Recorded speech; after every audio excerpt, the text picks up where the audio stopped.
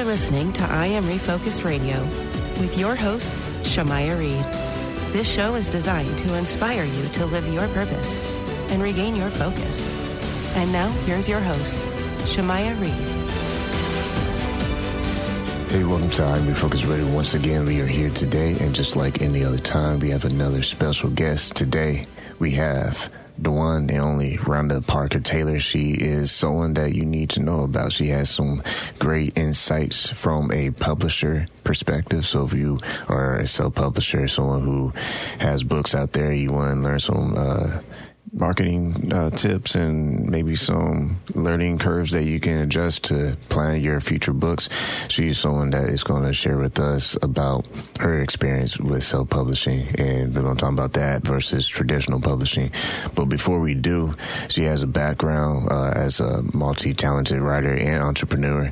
She has a great educational background as well that we'll kind of discover and explore later. But first and foremost, Rhonda Parker Taylor, thank you for your time today. Welcome to the show. How you doing? Good. How are you doing? It's so good to see you again. I can't wait till we get into this conversation. You know, so many times we have our own dreams out there or our own thoughts, and we're working away and we don't think about, hey, what's the best path for me? Because, you know, there is no right or wrong. It's all about what you want to get out of the process. So I can't wait till we get into this, and I really appreciate you having me in today. I appreciate you. People partner you with my friend's sports show, Sweep Unplugged. So big shout out to Rudy, the founder of Super Elite TV. Appreciate all the hard work that he's doing in the sports world. So I'm glad to have you switch gears and be on Refocus Network. When it comes to the opportunities you be able to obtain through your education, how has that or did that play a role in your decisions and how you wanted to explore your entrepreneurship? You know, I think for me, it was a journey on knowing I can do it and getting rid of those negative talks that we have in our head and just going for it, because I found that for me to unearth my truth, I had to really address my strengths and my weaknesses. Sometimes we only do one or the other. And with me, I had always had the idea that I wasn't smart. I wasn't good enough. I wasn't, I was just a Midwestern girl that, should have probably gotten married, had kids, and not even thought about a career. And for me, then to go to college, get a master's, a doctorate, and, hey, that was something not unheard of, in the Midwest in a small town. So it was something that was a good journey for me. But I was raised by entrepreneurs, so I had to kind of get in there and not only just do the educational part of it, I had to learn about the process of owning your own business, which is important in the book publishing industry. So many of the times we go in there because we like writing, or we appreciate reading and we want to write. And we don't realize it's not just about the art. So many people want to say it's the art. It's the art. I agree. It's the art. That's why I like to go to book signings. I like to hear what everybody else has to say, not only about my books, but every other book in there. And you're hearing about all the series, and this person's doing history and this person's doing that. And everybody that comes in has the same mission. And that mission is to find their next greatest escape. It doesn't matter if they're there for educational reasons. It doesn't matter if they're there for entertainment reasons. It doesn't matter what genre they're in. They want a good read, a good puzzle, a good, something that entertains them and makes them feel more out of their own life, because they've been brought this story. So, but what we forget is that it's a business. Yeah. Every shelf in that store, every Amazon order, if you have something out there, it's taking up shelf space if they let you in there. So it's no different than the grocery store. How are you going to get it in there? How are you going to get what you want? Or do you even care if it gets in a bookstore? These are questions you have to ask when you start talking about the traditional versus the self-publishing. And you mentioned about entertaining the reader. When you look at the opportunities to see how not just your personal experience with your education and life experience play a role in how you develop the storylines when you're writing, how much does just being able to be true to yourself, because it's one thing to be like, okay, I want to entertain the readers, I want everybody, I want to start this business, I want everyone to like what I do, but it's one thing to see it done from the outside. It's totally different when you're in the trenches and you're actually developing. You're getting the rejects. You're getting rejection is what I'm trying to say. You're getting the rejection. You're getting the feedback during the process. How do you stay motivated with the creative process, saying, okay, here's reality, but let's not give up too soon? Exactly. First of all, have a process that works for you. For me, 1 page a day, and it's done in a year, no matter what the project is.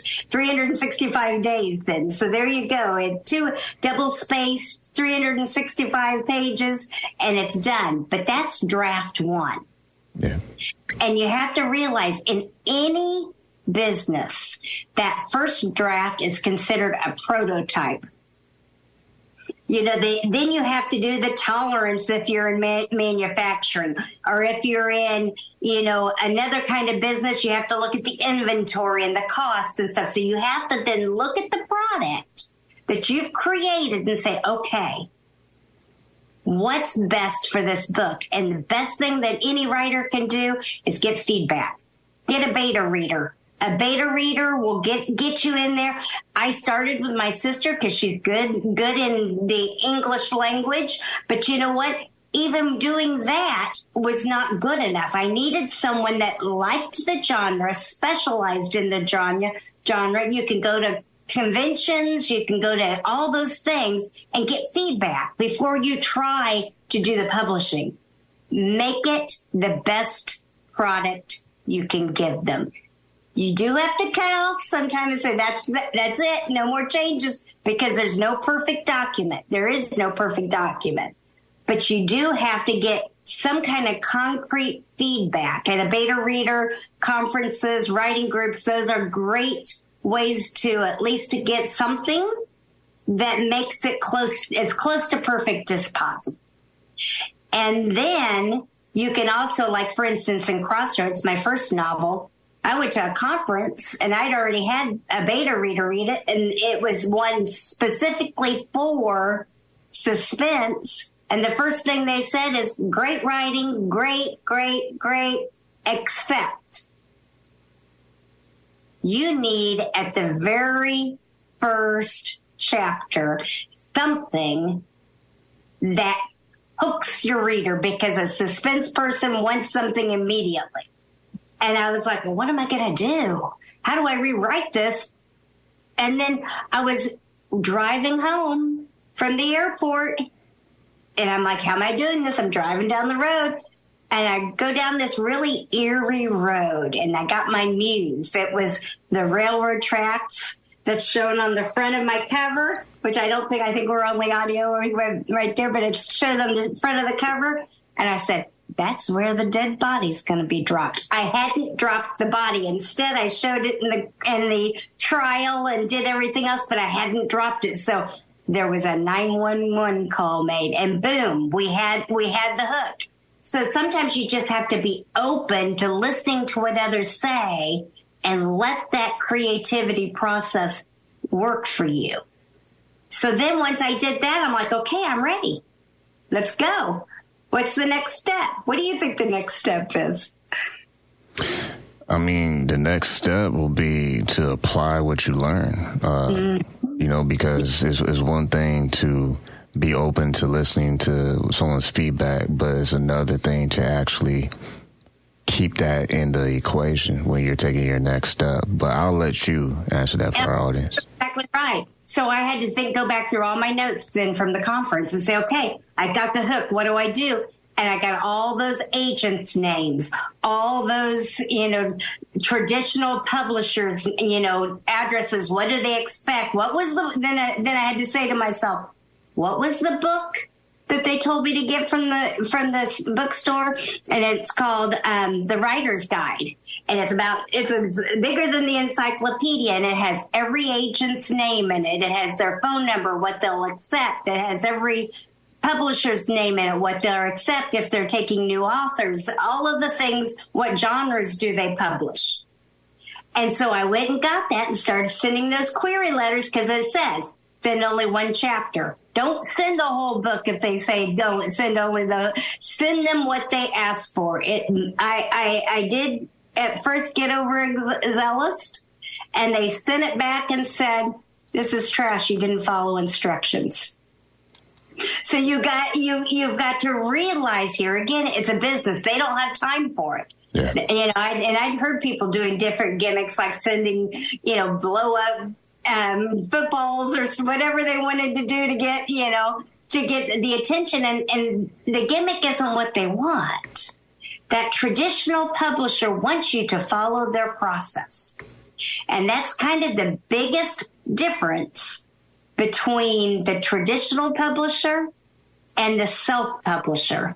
So I went through and I found a publisher. And I'm going through the process, and it was 2 years later, ready to go out, and they pulled the contract and they killed the book. I was heartbroken. So, if you're going the traditional route is like the NFL or the NBA. That's the 1%. Everybody else might go overseas, might be able to go to college, maybe, might at least have gotten a degree to do something else. Maybe they go into coaching, but that 1% is the ones that get the deal. But if they don't sell big the first time, then also it's going to, you're not going to get published again. So the traditional publisher is the wonderful world that you dream of. And maybe there are probably people out there that can get the deal sealed and everything else. And then I let it sit. I let the book sit because I had 5 of them, and I was disillusioned. Life hit, things happen, right? And so I was doing my own work, and so I went on. And it took my sister one day saying, when are you going to do something? I think she said that book is exactly how she said it, like it was a plague or something. And I said, well, I've been busy and this. She said, no, that's not it. And, big sisters don't know what they're talking about. She said, you're afraid to be vulnerable again. You have fear in your bones. Now tell me, that's the last thing anybody wants to hear, that they're fearful of success.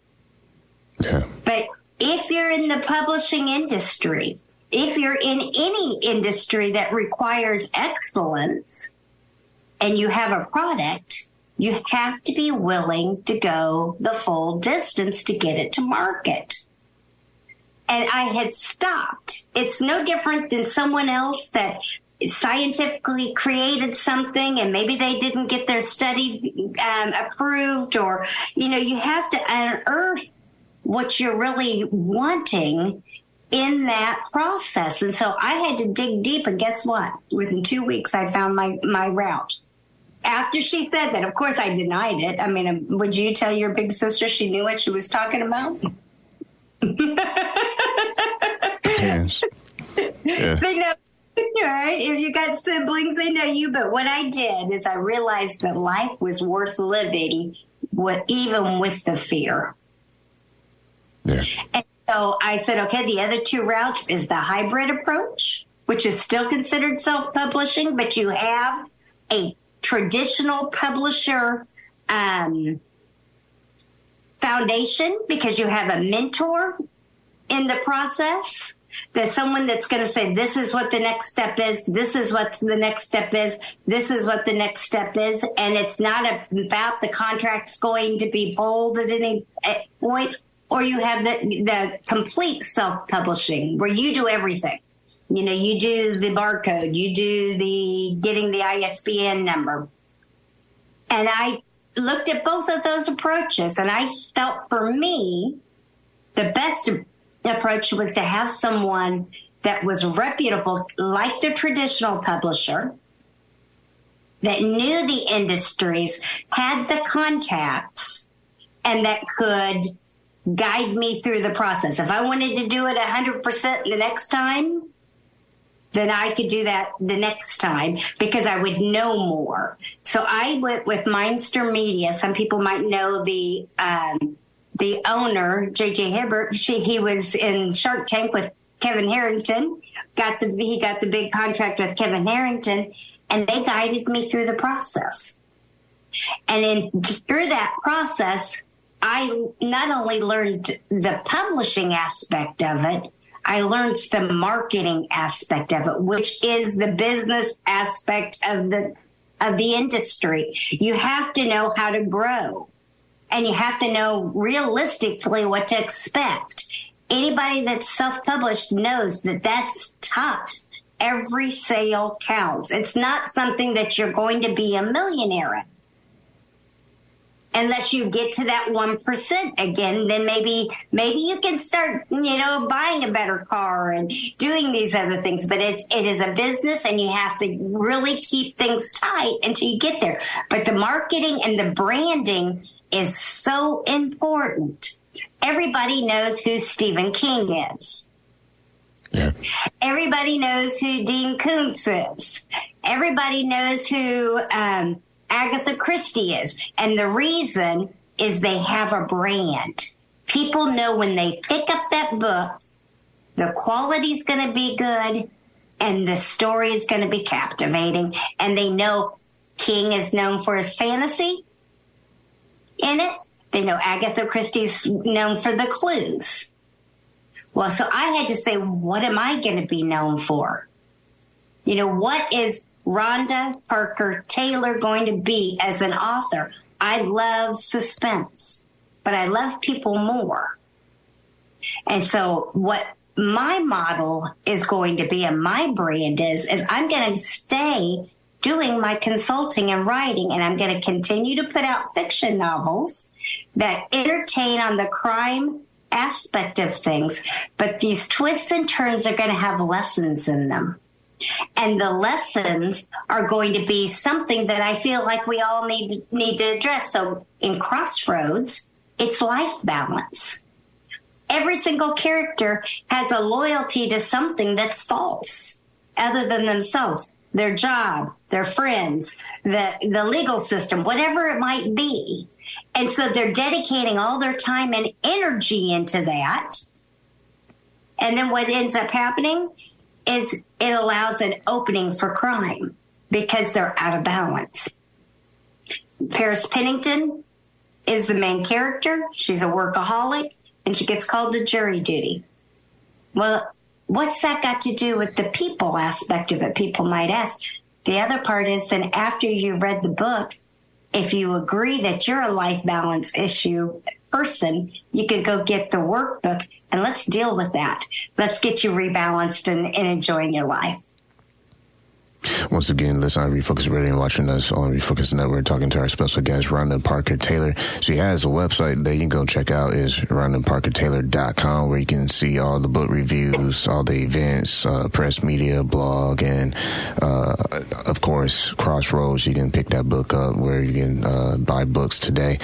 But I want to go back to when you talked about understanding hooking in the reader and getting that enlightenment, because to me it just sounds like and it feels like you were able to look through different lens, lens from feedback, lens from experts in the field, because I like what you said, you love suspense but you love people, and that's a aha moment, like looking at the bigger picture. Like, it's bigger than me. It's bigger than my ideas. Like, yes, it might seem great in my brain, but maybe there's more to it.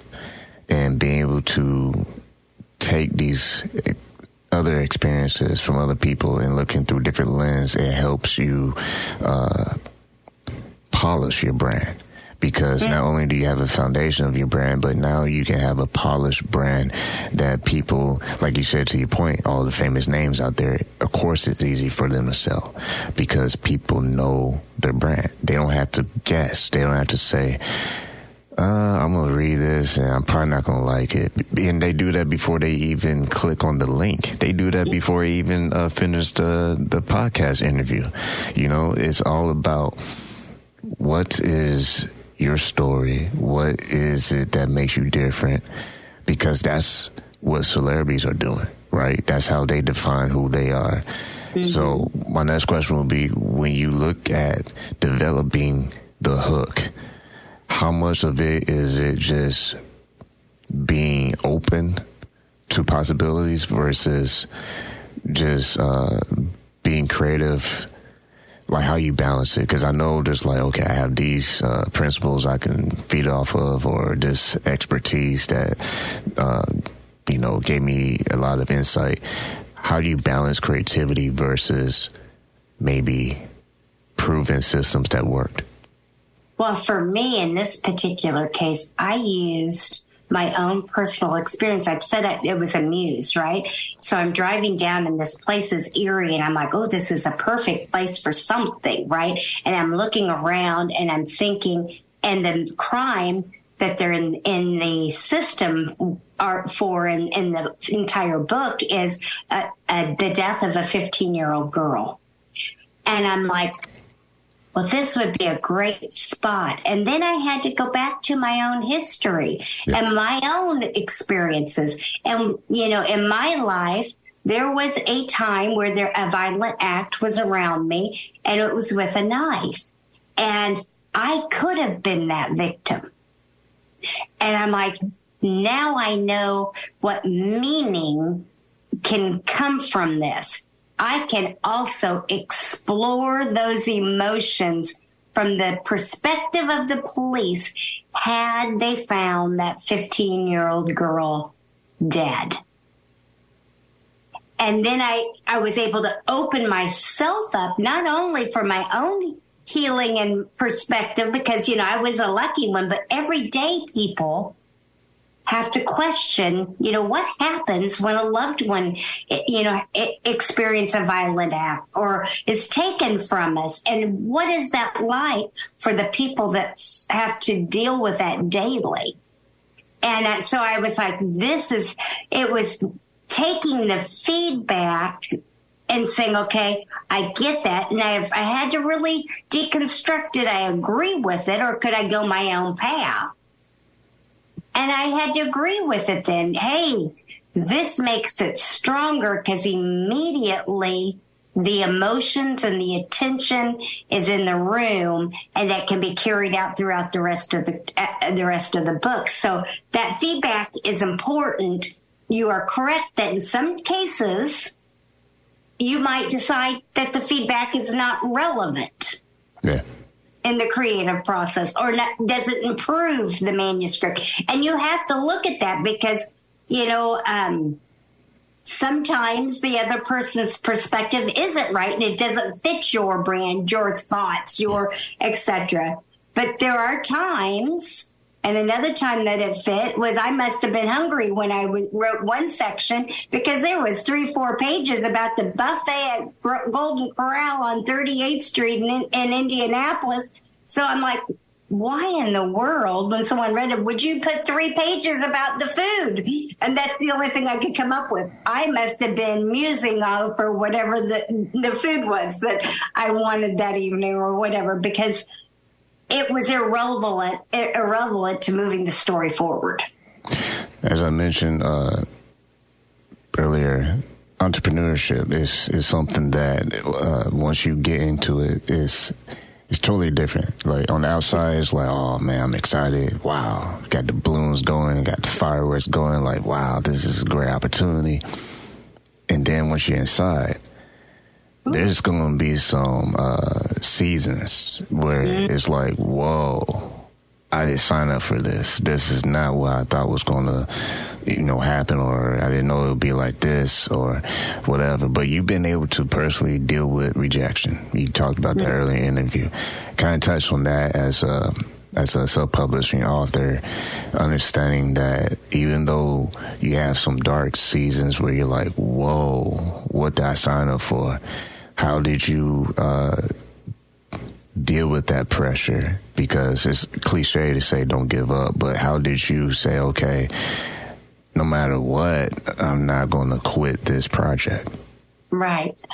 The first is you have to believe in yourself and your product, your writing, whatever. If you're an entrepreneur and it's something else, maybe you believe in educating kids and you have, a daycare. It doesn't matter, what it is. But entrepreneurship is an island by yourself most of the time. You have teams, but it's up to you to make sure that things run the way they need to. And my father told me very young that it's not about you. It's about the people that you're feeding and the people that is buying your product. And so once I realized to take me out of the picture, I enjoyed the process. I even enjoyed, the negative feedback sometimes, or the big goose egg that, you get a sales report and you've sold none that day or that week or whatever the period of time it is. And I had to say, you know what? But I'm still fulfilling the dream. And I sometimes will whine, depending on what the hurdle is, or I have other entrepreneurial authors that I can say, oh my goodness, it's hard to get into this store. Oh my goodness, it's hard to do this, because it is what worked for you, what happened to you. And we share ideas, but you have to obviously trust each other enough that those ideas, but hey, let's talk about, like a good example is this week I was realizing that the business manager of Indiana's Barnes and Nobles was following, and I was following, and I hadn't realized that we had started following each other. But I've had several book signings in the Barnes and Nobles in Indiana, so I was like, oh, that's cool. But then I thought, you know what? I wonder if my friend Bob in Florida that has the flicker in the water realizes that this position is even out there, and so I sent a text saying, hey, look to see who the business development manager for Florida is. And sure enough, they've been corresponding, and it's opened a few more doors. So when you share the knowledge, you also create a network of people that will go to bat for you. That's the key. I mean, if I had a slam dunk top 10 highlight on a broadcast, I'll definitely cue that highlight real what you just said. Networking is everything. And like you mentioned, people will go back to you. They will hit home runs for you. And it's like you just wake up and you have notifications because someone behind the scenes, they were giving some great insight to what you're building. And that'll be my last question for you. Someone who has a ton of experience, not just with education, not just with the process of writing and getting published and going through all these different cycles of feedback. When you understand building your solid brand, building your name, Rhonda, for those out there who are watching and listening, and they are working on their books or they may be published books, what would you say is something that they can reflect on in their personal life and say, you know what, in order for me to get to this next level as a writer, as a publisher, self-publisher, what are some tools you believe that they can tap into in that self-development case? Because like you said, if you don't believe in it, who else will? Right. Well, you have to believe in it, and you have to create the brand. But you also have to believe in your readers. I realized I had done probably 4 or 5 book signings with Barnes and Noble, and they were successful.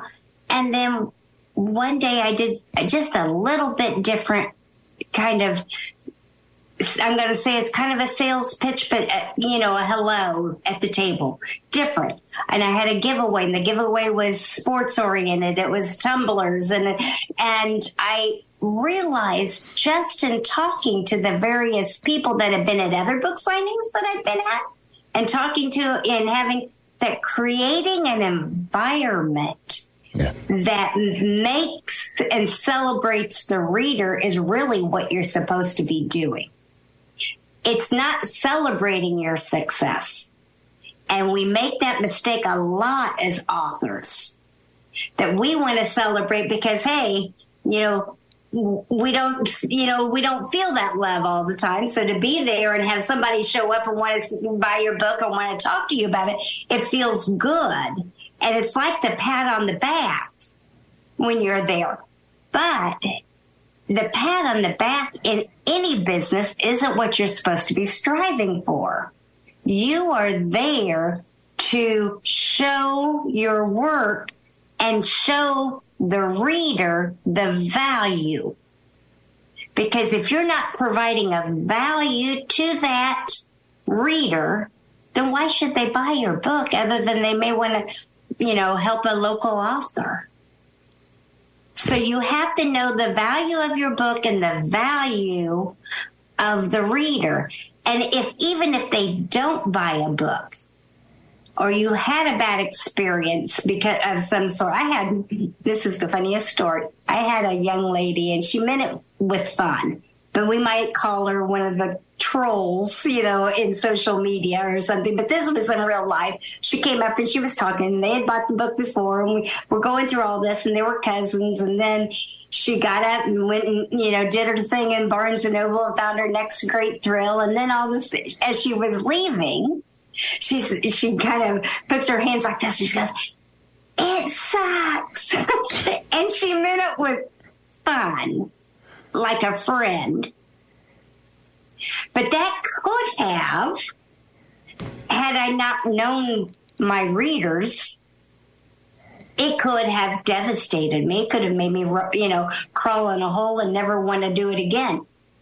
Here again, this is where we have to realize not everything is for everybody. Oh, yeah. Not everybody's going to like your work. And it's up to us to bridge it. I had in the same period another lady that was the most lovely lady that I'd ever met.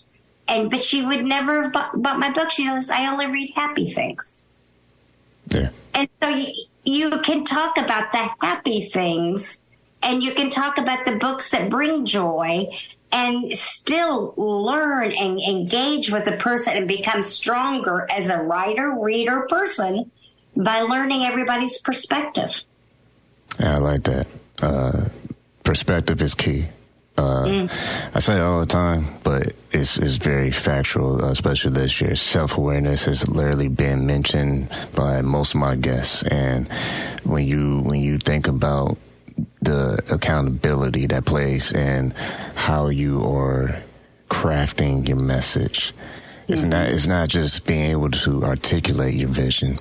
It's another thing to actually take action and execute on your vision, because people say, "Oh yeah, you're saying this, but man, your actions, they're talking to me loud in all caps. I already know what it's all about because I'm just looking. You ain't have to say nothing, say less," is what they say. But when you look at the opportunities that is out there, I mean, you're taking this opportunity to be on platforms to share your story and give insight for those that is going to have the ability to enjoy the value that you're putting out into the world. What excites you the most, understanding that, hey, on chapter 1 in this journey in my business world, it was kind of whoa, but man, multiple chapters later, it's looking pretty good. I have a lot of things I've learned and a lot of things I'll be able to accomplish along the way. And I want to share that knowledge. That's what excites me. What I've learned is what a lot of people run from. because they get that first rejection. They get that, one bad review. They get, and then they crawl away from their dream rather than leaning into it. It's no different than Michael Jordan's getting rejected in high school from the team and having to dig in and get better at his craft. And look at the remarkable career he had and what an example that is. Yeah. Everybody has that in their life. Everybody has where they have to face critics, have to accept where they are, address their insecurities, get the growth in the pattern that they need, and practice their trade. And we talked in the podcast about the sports and emotional intelligence. Yeah. We talked a lot about the fact that vulnerability can do one of two things. It can make you run away and never do it again, or you can do the calisthenics and get stronger and faster. And it's the same thing with writing. Get down and do it. Maybe you're not doing push-ups. Maybe you need to be doing push-ups. But, it's the bottom line, transforming those insecurities and then that fear into a new layer that allows you to become the person you want to be. You may not be at the first round. It may be the second one. It may be the third one. I just told my brother-in-law because he loves the Patterson books and the ones that are really detailed. And I'm like, okay, mine's more people-oriented. And I said, but I told my sister, I said, you tell him he's gonna really start enjoying my books, because I learned from that. I learned from what he said. Also, I learned, okay, I can do that too without giving up my brand, without giving up the development of the characters that was so important to me. I can give him more details, and so, when you listen to those critics' voices, it doesn't mean you're selling out. It means you're improving your craft. That's no different than a coach telling you how to do a jump shot or the three-pointer or heaven help you if you need to be able to do, the free throws, because there is a way you're supposed to do that shot. And if you're not listening, then what ends up happening is you keep on making the same mistake. Just like you said earlier about the publisher that said didn't follow directions, trash. I mean, those are the bruises that we get to overcome. And I like what you said about sometimes some people, I have to make a disclaimer, some people end up crawling away from their dreams versus leaning in to their dreams. And how would life have been totally different if you chose not to listen to that feedback when the person said you did follow directions, it's kind of trash. I look at that as signals, and sometimes life gives you signals because the bigger the blessings, the more the maintenance is required, and accountability and stewardship. And you can go ahead. Well, yeah, sometimes you're not ready. So had it gone through the traditional publisher and they didn't kill the deal, I don't think Crossroads would have been as successful. Yeah. This is what I think, that one, I wasn't ready. I still had the shimmeries in the eyes about, this is what it's going to be like. And then two, I found someone to believe in my work as much as me that elevated my game. And that was Merrill Hemingway when she endorsed it. So, the younger generation may not know who she is, but that's a big deal for my generation. She's an Academy Award winning actress. Her grandfather's Ernest Hemingway. You need the network. You need the people that are going to believe. And had the first route gone through, maybe it would have been as successful. But guess what? It might not have been, because I might not have been ready. I needed that rejection for reality. Boom.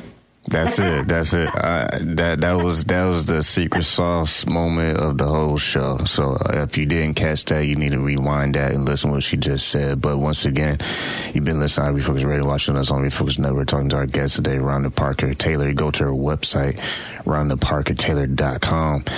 Those who want to be in touch with you and follow all your updates, and if someone just want to contact you, maybe for consulting or for other reasons, what's the best way someone can communicate with you? If you go to RhondaParkerTaylor.com, there's a link there to send emails, and we'll be glad to, all my social media is RhondaParkerTaylor.com. I'll be glad to answer any questions, help somebody out the best I can, send them in the right direction the best I can. Well, you can definitely pick up her book, Crossroads, and check out all the other resources that she has on her website, RhondaParkerTaylor.com. Like always, I want to say thank you for your time. Thank you. Thank you for having me. I really enjoyed it.